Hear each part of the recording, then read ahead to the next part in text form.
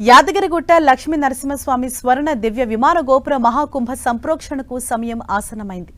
ఇవాల్టి నుంచి ఈ నెల 23 వరకు 5 రోజుల పాటు స్వర్ణ దివ్య విమాన గోపుర మహాకుంభాభిషేక ప్రతిష్ఠా మహోత్సవాలు జరగనున్నాయి. ఇందులో భాగంగా పంచకుండాత్మక సుదర్శన నృసింహ మహాయాగం నిర్వహించడానికి కొండపైన ప్రధాన ఆలయ ఈశాన్య దిశలో యాగశాల ఏర్పాటు చేశారు. ఇక ఈ నెల 23న స్వర్ణమయమైన దివ్య విమాన గోపురానికి పవిత్ర నదీ జలాలతో మహాకుంభాభిషేకం నిర్వహించనున్నారు.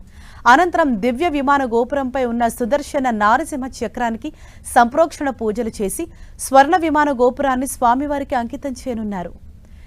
23న నిర్వహించే మహాకుంభ సంప్రోక్షణకు సీఎం రేవంత్ రెడ్డితో పాటు పలువురు మంత్రులు హాజరు కానున్నారు.